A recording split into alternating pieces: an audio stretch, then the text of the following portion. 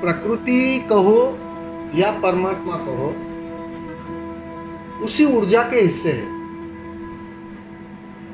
जब इस छोर से देखते हो ना तुम, तो वो प्रकृति की तरह दिखाई पड़ता है, और जब उस छोर से देखते हो ना, तब वो ऊर्जा की तरह दिखाई पड़ता है। एक बुद्ध पुरुष, छोर मतलब एक शिखर, जी जी, जहां मन न बचा, जहां अहंकार न बचा, उस छोर मतलब जहां तुम्हारी साधना पूरी हो गई। जी जी, मतलब मन मिटा, मन गया, बीच से जो मन की भ्रांति आती है ना, जी जी, तो वही अवस्था कुछ और दिखाई पड़ती है।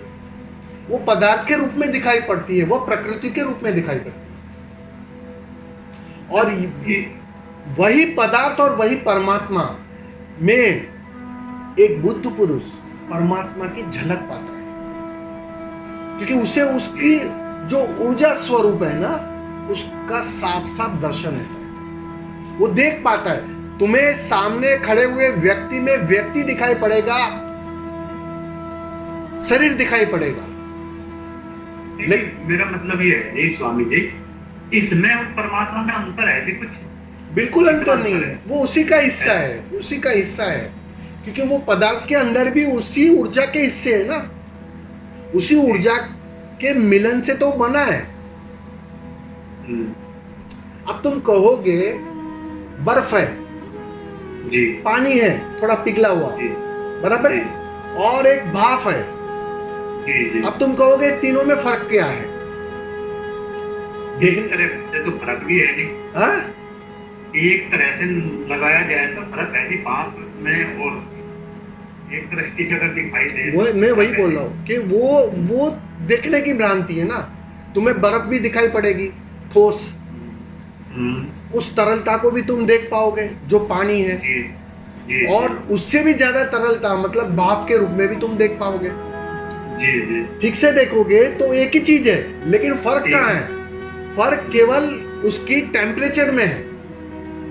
जी जी, इसमें टेम्परेचर कम है, वो सख्त हो गया है। इसमें ऊर्जा ज्यादा है, वो तरलता आ गई है। ऊर्जा और ज्यादा आ गई तो और भी तरल हो गया भाप के रूप में। समझ रहे हो मैं क्या बोल रहा हूं? जी जी, तो वो उसी ऊर्जा का खेल है। अब एक बुद्ध पुरुष होता क्या है? पूर्णता उस गहन टेम्परेचर में चला जाता है, शुद्धतम चैतन्य रूप में चला जाता है, शुद्धतम स्वभाव में आ जाता है। तो उसे बिल्कुल अपने जैसे दिखने लगते हैं लोग, क्योंकि वो पहले परमात्मा अपने में देख लेता है। जिसे अपने में दिखाई पड़ गया, जिसको अपना स्वभाव दिखाई पड़ गया, जो स्वभाव में जीने लगा, तो उसे कण कण में उसके दर्शन होना शुरू हो जाता है, दिखाई पड़ता है उसे, वो देख सकता है। समझ रहे हो? जी जी, बस तो वो तुम्हें अभी थोड़ा क्या है, साधना का मतलब ही इतना है कि तुम थोड़े बर्फ हो गए हो, सख्त हो गए हो, थोड़ा पिघलो। अच्छा जी, ये जो सामने है इसकी भी तो हमें कल्पना नहीं कर सकते ना जी कि हमसे ये अलग हो जाए यहाँ से, तो हम हटा नहीं सकते ना कल्पनाओं से भी? नहीं, कल्पनाओं से तुम साधना शुरू कर सकते हो, लेकिन कल्पनाओं से अनुभव में प्रवेश नहीं कर सकते हो। अनुभव तो करना पड़ेगा। कल्पना एक समय तक सहायता देती है, लेकिन उसके आगे वो काम नहीं आएगी। उसके आगे तो तुम्हारा अनुभव ही काम आएगा। वो तो जिस दिन तुम्हारा भी मन मिटेगा, अहंकार मिटेगा, उस दिन सारी कल्पनाएं डरी की डरी रह जाएगी। जी जी, क्योंकि तुम्हारा अपना अनुभव हो जाएगा, और हो सकता है उसी अनुभव को तुम अलग तरह से व्याख्या करो। आज मैं कुछ अलग तरह से व्याख्या कर रहा हूं उसको, जो मुझे दिखाई पड़ा, मैं उसी की चर्चा कर रहा हूं। बुद्ध ने क्या देखा मुझे उससे कोई लेना देना नहीं, लेकिन इतना कह सकता हूं जो मैं देख रहा हूं वही बुद्ध ने देखा होगा। नहीं, मेरा एक मतलब है स्वामी जी, जैसे अगर कहे कि आनंद गूंगे का गुड़ है, ये तो सत्य बात है जी, गूंगे का गुड़ है जी, लेकिन ये जो सामने है इसमें और गूंगे के गुड़ में अंतर है क्या जी? थोड़ा सा ये बताओ। सामने है मतलब ये जो हमारे सामने है बिल्कुल रूबरू, और गूंगे का गुड़ जो आनंद है जिसको हम बता नहीं सकते, उस दोनों में अंतर है जी। नहीं, वो जो सामने दिखाई पड़ रहा है ना और जो तुम्हारा अनुभव है उसमें जमीन आसमान का अंतर है ना। दिखाई तो ये भी नहीं पड़ रहा जी, बताओ दिखाई कैसे पड़ रहा है जी? नहीं तो आप किसकी बात कर रहे हो आप? मैं इसकी बात कर रहा हूँ, ये हमारे सामने है जिसको शस्त्र काट नहीं सकता, वायु उड़ा नहीं सकती, हाँ अग्नि अग्नि जला नहीं नहीं, सकती। वो तो मैं तुम्हारी इसकी बात कर रहा हूँ, अनुभव की बात कर रहा हूँ, उस आनंद की बात कर रहा हूँ, दोनों में अंतर है जी। अंतर है ही ना। अभी वो तो तुमने सुना है गीता में से, तुम्हारा अनुभव कहाँ है? जिस दिन अनुभव होगा उस दिन तुम गीता को भी पीछे रख दोगे कि उसकी भी कहाँ जरूरत है। तुम अपनी ही व्याख्या कुछ और करोगे, बिल्कुल बिल्कुल। तो वो तो तुम्हारी बात है, निजी बात है। निजी बात है, हाँ। सही बात, बिल्कुल ओके। हाँ, क्योंकि देखो क्या होता है, देखो जिन्होंने भी जाना है ना उन्होंने एक ही बात जानी है, एक ही घटना घटी है, एक ही परिणाम हुआ है, मन और अहंकार मिट गया। बस अगर सिंपल भाषा में समझो ना, सारे बुद्ध पुरुषों की घटना को अगर सिंपल भाषा में समझना है तो इतनी सी है कि सभी के मन मिट गए, अहंकार मिट गया।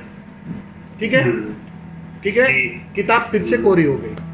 आप सबने अनुभव वही किया, मन मिटने का और अहंकार मिटने का। लेकिन तुम देखना, सबने जो अभिव्यक्त किया ना उसमें बहुत विविधता है,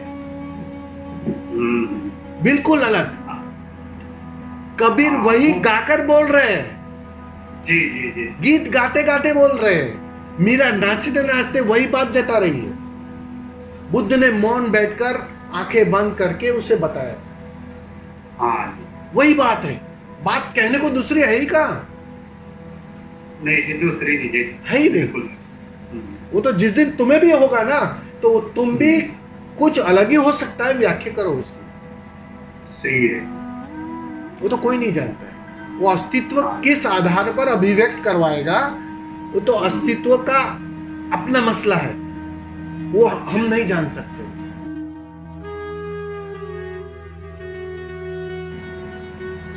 तुम्हें लगता होगा कि तुम जागना चाहते हो, जरा मन को पूछो, वास्तव में वो जागना चाहता है? ये जो भ्रांतियां है ना उसमें हम खेलते हैं, मन खेलता है, मन को उसमें रुचि है, क्योंकि मन उसमें पोषित होता है, मन उसमें फलता फूलता है, मन और ताजा होता है उसमें। इसलिए तो तुम देखो ना, हर समय पर मन हर चीज बदलना चाहता है। गुरुओं भी बदलते हैं, वो लोगों को मैंने देखा है, गुरु बदलते रहते हैं। वो मन का ही खेल होता है, मन चाहता है, मन पोषित होना चाहता है। अब वो जो भ्रांति जो तोड़ रहा है गुरु, उसको स्वीकार करने को तुम तैयार ही नहीं होते, वरना बात तो चुटकी में बन जाए। अब सोचो जरा, ये बात समझ में क्यों नहीं आ रही है? मुझे एक बात बताओ, अहंकार झूठा है, मन झूठा है, जो नहीं है उसको तुमने ओढ़ रखा है। ठीक है, बस उस चद्दर को फेंकना है जो नहीं है, और जो है उसको स्वीकार करना है। तुम बुद्ध हो, वो तुम स्वीकार नहीं कर पाते। तो ये इतनी सिंपल सी मैथमेटिक्स बुद्धि को समझ में आ रही है, लेकिन मन को समझ में नहीं आ रही। मन उसको स्वीकार नहीं करना चाहता, क्योंकि मन को पता है अगर इसको मैंने स्वीकार किया तो अभी जनक और अष्टावक्र जैसी घटना घट जाएगी, अभी इसी पल, अभी स्वीकार करो पूरा। जनक कहेगा अहो, बात पूरी हो जाएगी, लेकिन वो करने के लिए मन तैयार ही नहीं। और मन के साथ सच बोलो ना तो तुम भी जीना चाहते हो, ये विडंबना। जी स्वामी जी, इस परिस्थिति से कैसे बाहर आए, क्योंकि ये पोषण मांगता रहता है हर वक्त। भाई ये बोल बोल के मैं वही कोशिश कर रहा हूँ कि इस परिस्थिति की भ्रांतियों को समझो, मन स्वामी जी, की मन चालाकियों को उपद्रव समझो। कर डालता है। हाँ मन बड़ा उपद्रव कर डालता है जब। भाई, मन का काम ही वही है ना, मन का धंधा ही वही है। अब तुम फिल्म में कहोगे विलन गलत काम करता है, तो विलन का काम ही गलत काम करना है। अब तुम नाराज होगे थोड़ी चलेगा,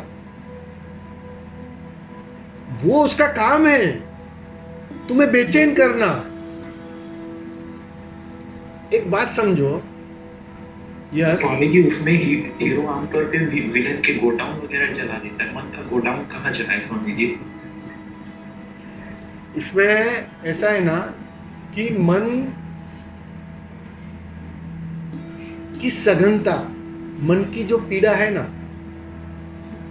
वो तुम्हारे अध्यात्म के लिए बहुत जरूरी है। जितने तुम मन से गिरते हो, मन का घनत्व जितना गहरा होता है, उतनी ही जीवन में पीड़ा की मात्रा बढ़ती है। जी स्वामी जी। क्योंकि मन के साथ बेचैनी रहेगी ही रहेगी। मन का स्वभाव है बेचैनी, और जितना उसके साथ तादात्म्य बनेगा, जितना उसका घनत्व बढ़ेगा, उतनी ही जीवन में पीड़ा और चिंता बढ़ेगी। और यही पीड़ा और चिंता अध्यात्म में छलांग लगाने के लिए सबसे बड़ा कदम है। अध्यात्म में प्रवेश कौन करता है? ये अरबों की संख्या है। कोई पागल ही होता है जो भीतर अपनी खोज में निकलता है। उन पागलों में तुम हो। वो मन की देन है। मन को धन्यवाद देना उसके लिए। अगर मन इतनी पीड़ा ना लाता जीवन में, तो ये भीतर की खोज शुरू ना होती। समझ रहे हो ना? तो ये दोनों चीज पैरेलल है, जरूरी भी है। यही चीज तुम्हें भीतर जाने के लिए प्रेरित करती है।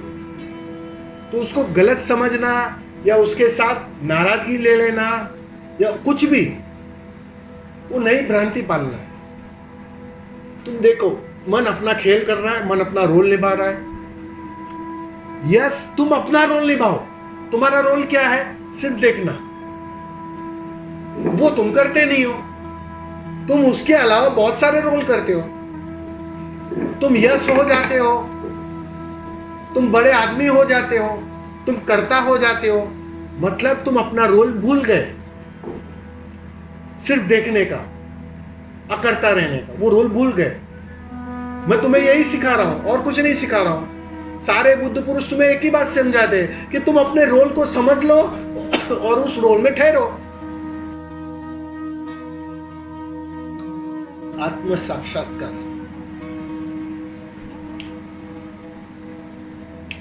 आत्मा मतलब मैं मतलब अपनी पहचान नहीं, जो जन्म के पहले भी था, तो मृत्यु के बाद भी रहेगा। उस मैं की बात कर,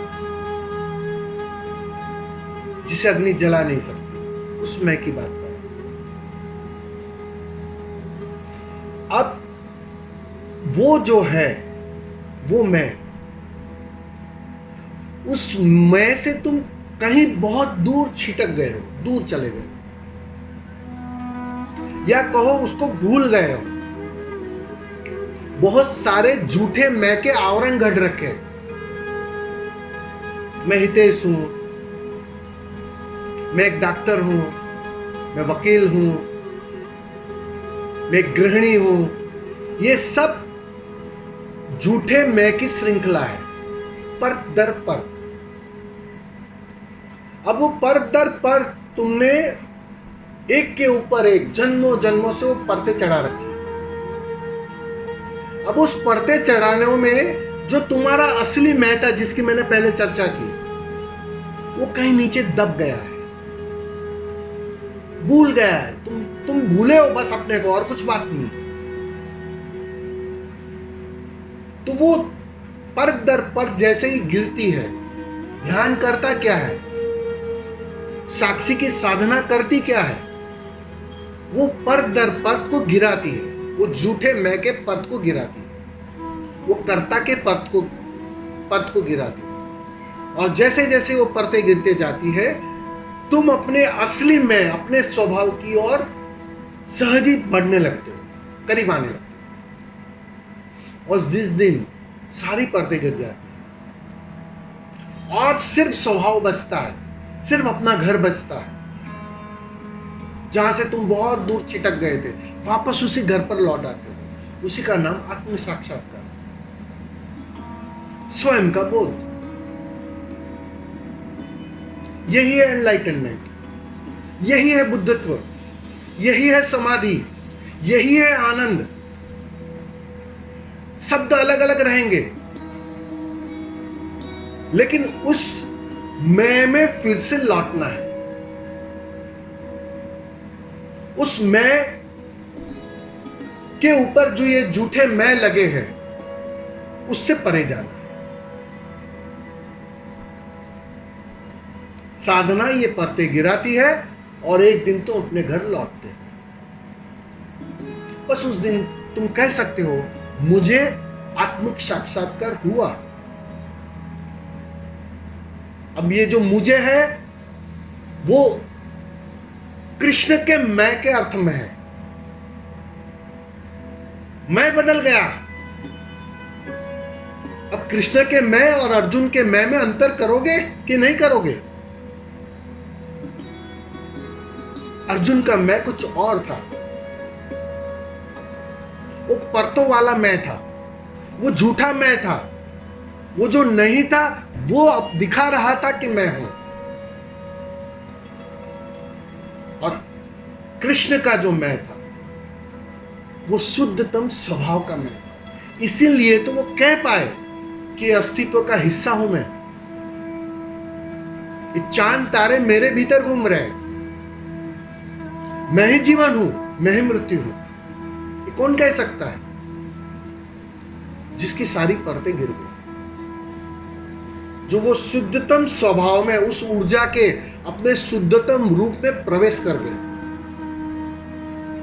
जो अब करने वाला ना बचा, सिर्फ देखने वाला बचा,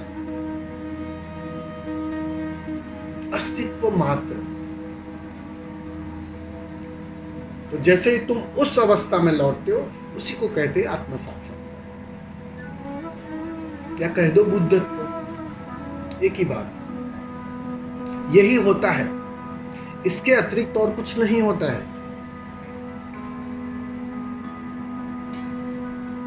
जो खजाना जन्मों जन्मों से मिला है, सारी परतें हटती है और वो खजाना फिर से उगड़ जाता है, दिखाई पड़ जाता है। और बुद्ध पुरुष वो दे नहीं सकते क्योंकि वो तुम्हारे पास है, वो इशारा कर सकते तो भैया ये जो झूठी परतें तुमने ओढ़ रखी है उसको गिराओ। बस उसका इशारा काम कर जाता है, तुम्हें प्रेरणा मिल जाती है, तुम परतें हटाने को राजी हो जाते हो। और जैसे जैसे वो परतें हटती है, एक दिन पाते हो, अरे आत्म साक्षात्कार ये है। समझ में आ रहा है ना मां? स्वामी जी ऐसा होता है ना, जैसे किसी से कोई कितना ही प्रलोभन हो, वो कहीं हो ही नहीं पाता, वो कैसा और ऐसा होता है कि नहीं यहाँ किसी तरह है ही नहीं, तो वो अंदर से वो जो चेतना में है वो उभर के आती रहती है, क्योंकि वो नहीं पाता है। तो उसी को ही आत्म साक्षात्कार मतलब कहते हैं, अपना होना जिसको बोलते हैं, तो वो रहता है, वो कुछ ऐसा स्वभाव में होना और कुछ नहीं है, अपने स्वभाव में होना। स्वभाव चूक गया है। ये जो जीवन में पीड़ा है ना, वो किसी कारणवश पीड़ा नहीं है। तुम समझते हो तुम्हारे पास धन कम है इसलिए पीड़ा है, तुम्हारा शरीर साथ नहीं दे रहा है इसलिए पीड़ा है, तुम्हें कोई प्रेम नहीं कर रहा है इसलिए पीड़ा है। नहीं, स्वभाव की याद भूल गई है, स्वभाव की पहचान भूल गई है, स्वभाव से दूरी बन गई है, अपने घर से बहुत दूर निकल गए हो, इसकी पीड़ा है। और जितने दूर निकलते हो उतनी पीड़ा घनी होती है, और जितनी पीड़ा घनी होती है वहां से फिर लौटने की इच्छा होती है। ये पीड़ा सिंपल होती है तो स्वामी जी ये बोध रहते हैं कि नहीं ये तो मन को ही हो रहा है, ये अहंकार का ही वो है, तुम्हें तो कुछ हो पीड़ा तो तुम्हें हो ही नहीं सकती, अगर हो रही तो इसका मतलब तुम्हारा मन कहीं नहीं है और तुम्हारा अहंकार व्यक्ति को चोट ही लग रही है, तुम्हें तो कोई पीड़ा हो ही नहीं सकती, क्योंकि अब वो हो ही नहीं पाएगा तुमसे, क्योंकि तुम देख ही रहे हो कि जो हो रही है जिसको हो रही है वो मन है या जो भी है जिसको। नहीं, वो तो वही तो बात है ना, पीड़ा हो कैसे सकती है? जो तुम हो नहीं उसको पीड़ा हो कैसे सकती है? ये तो भ्रांति के कारण पीड़ा लग रही है। अब पड़ोसी को कोई चाटा मार रहा है और तुम कहो कि पड़ोसी ही मैं हूं और उस चाटे की पीड़ा तुम भुगतो, तो कौन जिम्मेदार है? बिल्कुल ऐसा ही हो रहा है। ये किसी और चीज को अपना मानना, उस मान्यता के कारण पीड़ा है। इसलिए तो बिना दवाई के तुम स्वस्थ हो जाते हो, क्योंकि बीमारी झूठी है, बीमारी भ्रांति की है, बीमारी मान्यता की है, मन के कारण है बीमारी, जो मन है ही नहीं। मजे की बात यह है, तुम निकाल ना पाओगे कहीं कि ये रहा मन, देख ना पाओगे कहीं ये रहा अहंकार, देख ना पाओगे कहीं, लेकिन फिर भी उसके कारण पीड़ा है।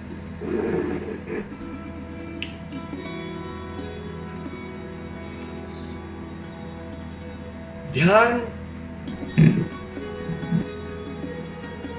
में रहते रहते मतलब देखने की कला को विकसित करते करते, जी जी, ध्यान तुम रोज करते हो मतलब तुम देखते हो, करते नहीं हो कुछ, हाँ देखना होता है, देखना होता है बस। जी, अब देखने की कला जितनी गहरी विकसित होते जाती है, वो कला में जी। तुम निपुण होने लगते हो, वो कला तुम्हारे गहरे अचेतन की आदत बनने लगती है। जी, तो एक दिन यह दिखाई भी पड़ता है कि बहुत सारी घटनाएं इस शरीर के माध्यम से घट रही है और उसे मैं देख रहा हूं। जी, और कभी कभी तो इतनी साफ दिखाई पड़ती है कि एक अंतर उस ऊर्जा शरीर और इस फिजिकल बॉडी में बन जाता है। मतलब हो जाएगा जी, हाँ? दोनों में अंतर हो जाएगा जी। अंतर दिखाई पड़ता है, वो अंतर होता है नहीं होता है वो अलग बात है, लेकिन वो जी। अंतर साफ दिखाई पड़ता है कि जितना मैं इस शरीर से दूर हूं, वो साफ साफ दिखाई पड़ता है कि भाई इतनी दूरी है इसमें। और जितनी वो दूरी दिखाई पड़ती है ना, उतना शरीर बोध नष्ट होता है, उतना ही मन मिटता है। क्योंकि मन बना क्यों? पहले मन का विज्ञान समझो, मन का जन्म कैसे हुआ। जी जी, मैं शरीर हूं, शरीर के साथ तादात्म्य बनाते ही मन उपज जाता है, वो इल्यूजन खड़ा हो जाता है। जी जी, कहते हैं ना, एक भ्रांति हो जाती। अब जितना शरीर से तादात्म्य टूटता है, तो सीधी सी बात है, जो इल्यूजन खड़ा हुआ था, जो भ्रम खड़ा हुआ था मन का, वो अपने आप शिथिल होने लगता है। सही है, तो बिल्कुल। हाँ, तो जितनी बार वो शरीर मैं नहीं हूं, वो बोध घना होता है, मतलब वो घड़ी घड़ी जो आउट ऑफ बॉडी एक्सपीरियंस करते रहता है, उससे बात उसके अचेतन को साफ होने लगती है, अचेतन में गहरे जाने लगती है कि एक बात पक्की हो गई, मैं शरीर नहीं हूं। हाँ, ये तो पक्का ही हो जाएगा जी, बिल्कुल पक्का ही हो जाएगा कि मैं देखने वाला हूं, मैं अपने शरीर तक को देख रहा हूं। जितना ये बहुत गहरा होता जाएगा जी, तो मन भी तो अपने आप खत्म होता जाएगा जी। ये जो तुम्हारे ध्यान में जो अनुभव के हिस्से, वो यही हिस्से है, जो अनुभव है वो यही अनुभव है कि मैं शरीर नहीं हूं। शरीर बोध समाप्त होता है, और जी, जी। जितनी मात्रा में शरीर बोध समाप्त होता है, उतनी मात्रा में मन की मृत्यु होती है। मन मिटता है, मन का इल्यूजन खत्म होता है, वो भ्रांतियां, वो धुआं छट जाता है। और जैसे ही मन का धुआं पूरी तरह छट जाएगा, उस दिन बात साफ हो जाएगी, शरीर अपनी जगह पड़ा रहेगा, तुम अपने घर में वास करोगे। बिल्कुल सही है। अच्छा, जो मान लीजिए बाद में फिर शरीर में आना पड़ेगा जी, मान लीजिए जैसे वो तो पहले में फिर दोबारा शरीर में आया तो मेरी कुछ उम्र घट गई, ये बात इसमें भी कुछ सच्चाई है जी? देखो, वैज्ञानिक रूप से तो अब जो अपने स्वभाव को जानना चाहता है, पहली बात तो उसको उम्र की फिक्र नहीं होती। ये तो राइट, बिल्कुल। जो मन के मृत्यु तक राजी हो गया है तो वो शरीर की मृत्यु को तो फिक्र ही नहीं करेगा, पहली बात। ओके, बिल्कुल। आप समझ रहे हो जी। अब वैज्ञानिक रूप से उस शरीर में थोड़ी इफेक्ट होती है, हाँ, ये क्योंकि तो है जी। हाँ, वो जो भीतर जाना लौटना, भीतर जाना लौटना, वो उसमें हाँ उस ऊर्जा क्षेत्र में प्रकृति के विरुद्ध है जी। छेद कर देता है। जी जी लेकिन ये फिक्र नहीं होती है किसी ध्यानी की। जी जी। ध्यानी उसकी फिक्र ही नहीं करता। ध्यानी को अगर मृत्यु का डर है, शरीर का डर है, तो ध्यान में जाएगा कैसे? नहीं जी, जा नहीं पाएगा जी, जा ही नहीं पाएगा। जहाँ तक उन्हें जाना है। हाँ, तो ये भ्रांतियां निकाल देनी है। अब क्या फर्क पड़ेगा कि आप 5 साल ज्यादा जिए या कम जिए? हाँ, लेकिन सवाल इतना ही है कि तुमने अपने को जान लिया तो यहाँ आना सफल हो गया, सफल हो। बस वो पर्पस है। तो वो वैज्ञानिक रूप से शरीर अपना काम करेगा, विज्ञान अपना काम करेगा, प्रकृति अपना काम करेगी, उसे करने दो, उसमें ज्यादा उलझो मत। तुम तो अपने स्वभाव की फिक्र करो।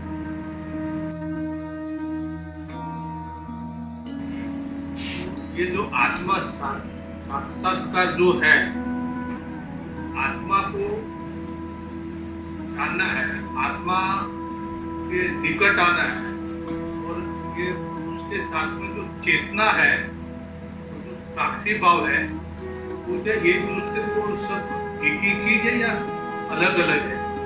साक्षी भाव, चेतना, आत्म साक्षात्कार।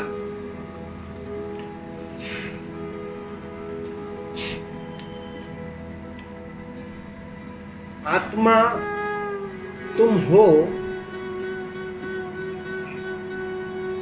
ये कहा किसने तुम्हें? किसी ने जाना, उसने अपनी अभिव्यक्ति में कुछ विश्लेषण किया, उसको नाम दिया आत्मा। उसने आत्मा के अर्थों में उसको अनुभव किया। किसी महावीर ने उसने कहा आत्मा है, मैं आत्मा हूं, यही आत्मा परमात्मा है, ये महावीर ने कहा। लेकिन उस आत्मा के अर्थों में उसका अनुभव था। बुद्ध ने उसे शून्य की तरह जाना। उसने किसी आत्मा की बात नहीं की। उन्होंने कहा वहां तो बिल्कुल शून्य है, मैं नहीं बसता, ये बात पक्की है। कोई रहता हो नहीं रहता हो, मैं नहीं बसता। मैं मतलब मन नहीं बसता, अहंकार नहीं बसता, कुछ भी नहीं, कुछ भी नहीं, शून्य, शून्यता। इसलिए बुद्ध ने सिर्फ शून्य की बात कही है, उसने आत्मा की बात नहीं कही है। तो ये जो आप जो पूछ रहे हो, ये आपकी मान्यता का प्रश्न है कि आपने मान रखा है वहां आत्मा है। मैं कहता हूं वहां आत्मा नहीं है, शून्य नहीं है, कुछ भी नहीं है, तुम उसकी फिक्र ही छोड़ दो। तुम सिर्फ देखो, देखते देखते देखते ये मन का भवन एक दिन खाली हो जाएगा, जहां कुछ न बचेगा। फिर भी तुम होंगे,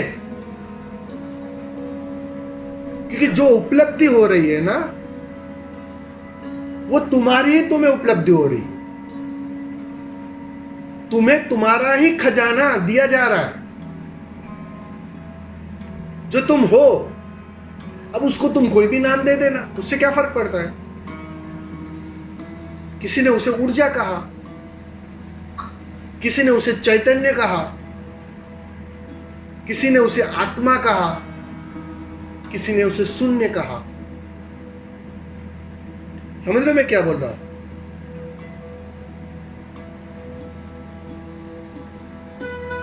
तो ये सबकी अपनी अपनी उपमाएं हैं, धारणाएं, अभिव्यक्तियां हैं।